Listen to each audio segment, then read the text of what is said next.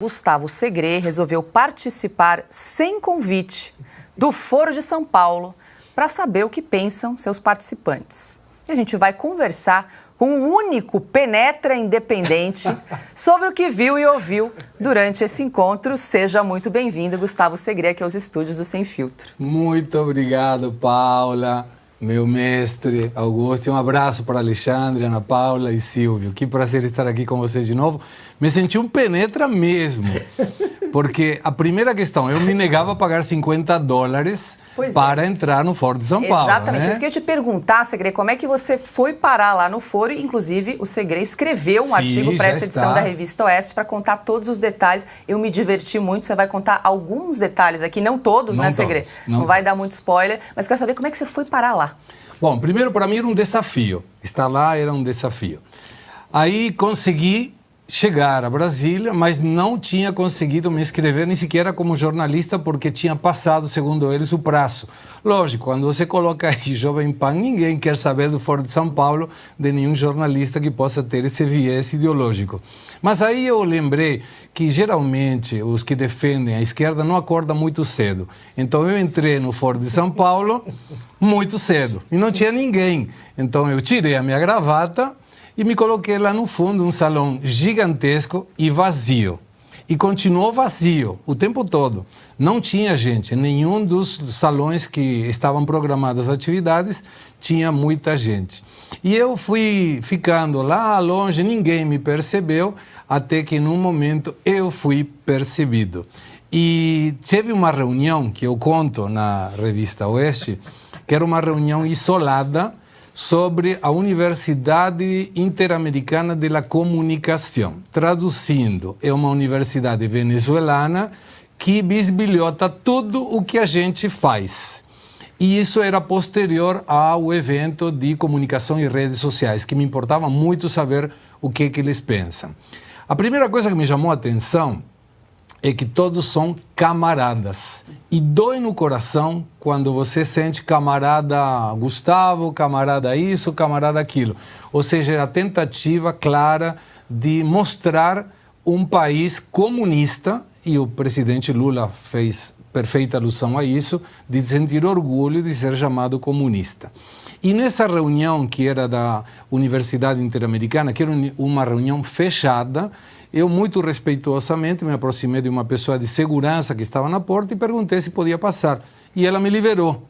Até que a secretária executiva do Foro de São Paulo, Mônica Valente, se tocou que eu estava aí e me convidou muito respeitosamente também a sair dessa reunião. E não só me convidou para sair, sino que se garantiu de fechar a porta do salão depois que eu saí. Mas teve coisas muito interessantes, só umas, não muitas. Mas você foi convidado a se retirar e depois voltou, né, Segré? Não nessa reunião, eu fui me enfiando em outras reuniões, mas nessa em particular não consegui voltar. O que você ouviu de mais espantoso? Que é um projeto em que, se você pensa de uma forma, Augusto, e eu penso de outra, a gente respeita as diferenças que possam ter. Eles querem todo mundo pensando igual. E o ápice do absurdo foi quando, nas divulgações, teve que ia chegar um representante da Secretaria de Estado americano. Aí eu fiquei muito interessado em saber como alguém que é do capitalismo puro estava numa reunião em que a única fala é combatendo o capitalismo puro. Era mentira, era uma fake news da esquerda, porque quem estava, na realidade, era uma organização democrática socialista nos Estados Unidos. No primeiro dia eram 75 mil membros, no segundo dia eram 100 mil, então não acreditei nem nos 75 mil, nem nos 100 mil. E aí eu perguntei depois para eles, não seria mais fácil, você que são 75 mil pessoas, nos Estados Unidos, na mega do capitalismo, ir para Cuba, ir para a Venezuela, para a Argentina, inclusive, em lugar de tentar que 300 milhões de capitalistas queiram se tornar comunistas? E a resposta deles foi, olharam entre eles e se mandaram, não responderam. Mas é uma coisa realmente absurda, porque me parece que a pluralidade faz a melhora da sociedade. É o convívio dos contrários, né? Eles não aceitam. Eu penso de uma forma, você pensa da outra, a gente respeita esse pensamento e cada um toca a sua vida do jeito que melhor entender. Não, o objetivo do Foro de São Paulo é que todo mundo seja comunista. E tem um monte de atividades. Agora, em julho, tem 18 a 20 em Bruxelas, tem outra em África do Sul, tem na Rússia em outubro. Ou seja, eles passeiam o tempo todo. E uma curiosidade, com isso finalizo, e se você estiver interessado, leia a matéria da revista Oeste, que tem coisas muito interessantes. Mas uma coisa, ninguém estava com esse celular Huawei. Não, era Samsung e iPhone. Ou seja, capitalista, não, comunista, mas não trouxa. Alexandre, tem pergunta aqui para o Segré? Olha, eu queria saber, além do... Ele já explicou como entrou, né?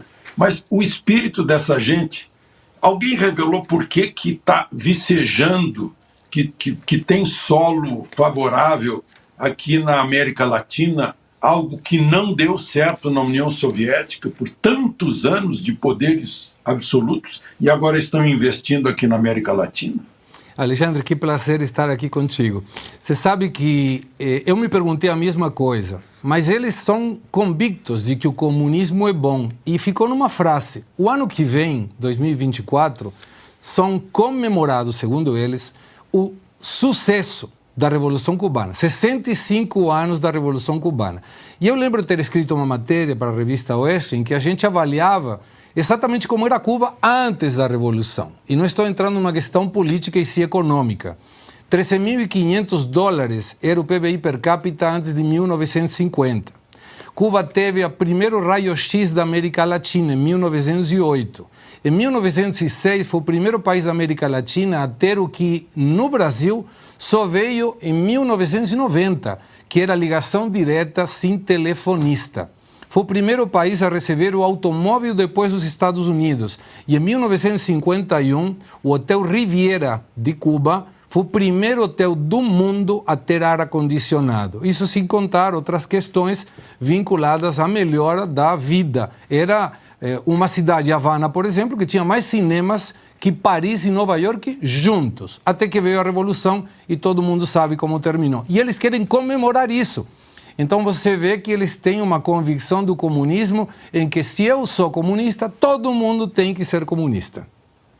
Mas quem são os participantes? Existe alguma celebridade aí, né, nessas reuniões? Aparece algum ministro, presidente?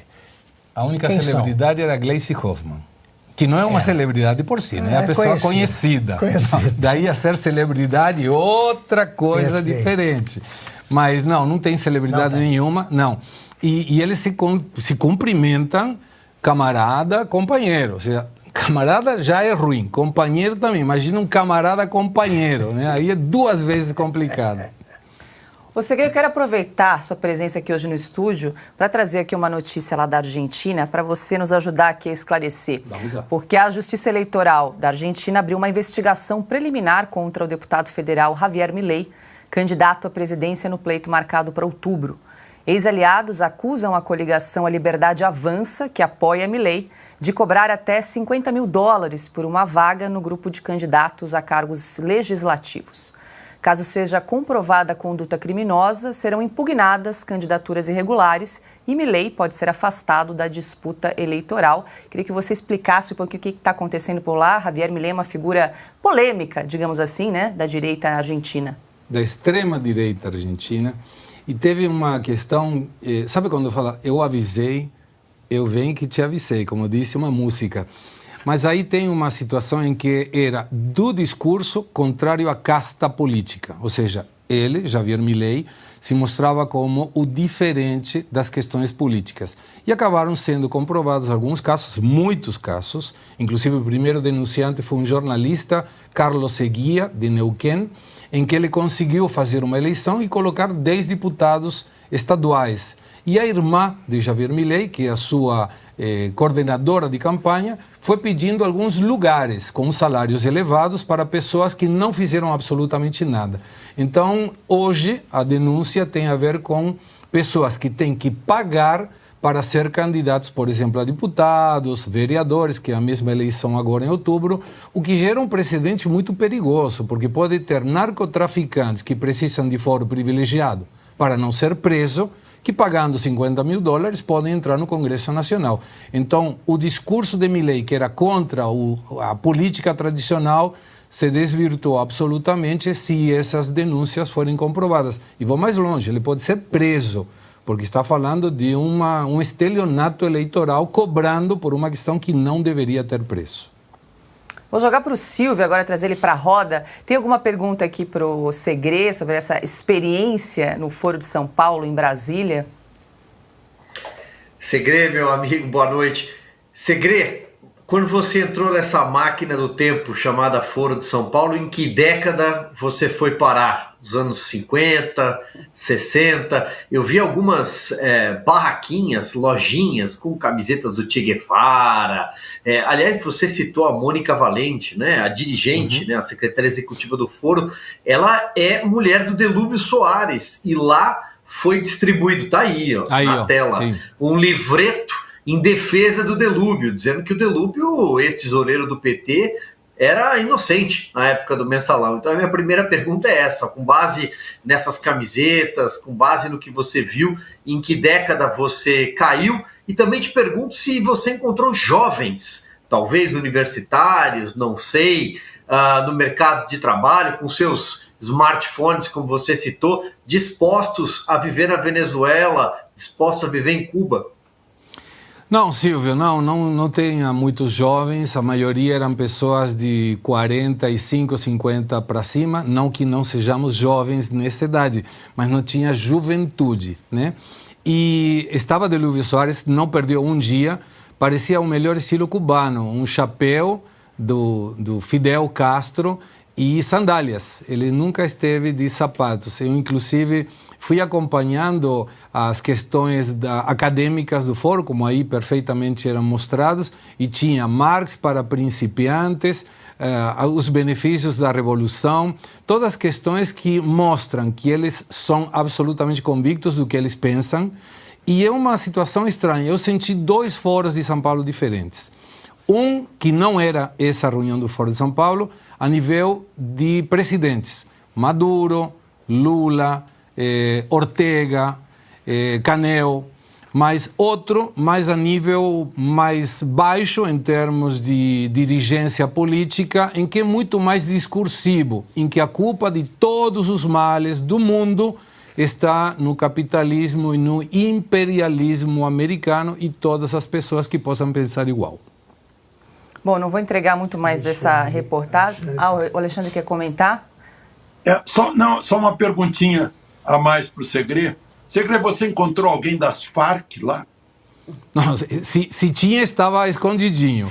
Não falaram que eram dessa forma. Não se mostravam dessa maneira. São muito cuidadosos, né? Uma questão é mostrar que eles gostam do comunismo e que todo mundo seja comunista como eles, mas não da situação de que possa aparecer alguma coisa questionável do ponto de vista ético ou do ponto de vista belicoso.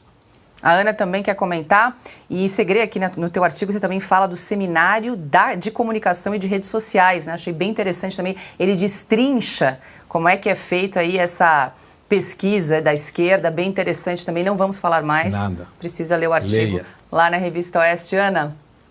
Segré, muito bom ter você aqui com a gente, eu li o artigo hoje de manhã e olha que artigo...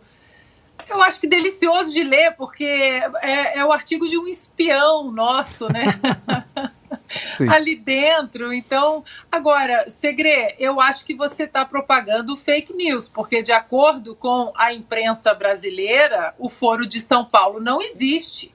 O Foro de São Paulo é uma invenção, é uma teoria conspiratória. E agora vejam vocês, né? O Augusto sempre fala, não tem como parar a verdade, ela é imparável, agora está aí. O presidente Lula discursando no Foro de São Paulo, que foi considerado pela imprensa brasileira nos últimos anos como uma teoria da conspiração. Só queria uma curiosidade boba, Segré, quantas vezes você ouviu a palavra imperialismo estadunidense ali naquele ambiente. Ou liberalismo, o tempo todo. Mas vou dar mais um spoiler da matéria. A esquerda toma exemplos da direita e do liberalismo. Mises, Hayek, Friedman, em termos de como deve se comunicar a narrativa, como eles falam, dessa forma. Mas, Ana Paula, o bom se não existe que eu não estive lá. Penetra independente, é isso aí. Bom, então quem quiser saber mais, corre lá, revistaoeste.com, artigo de Gustavo Segré, imperdível, nosso penetra espião no Foro de São Paulo. Muito bem, Segré.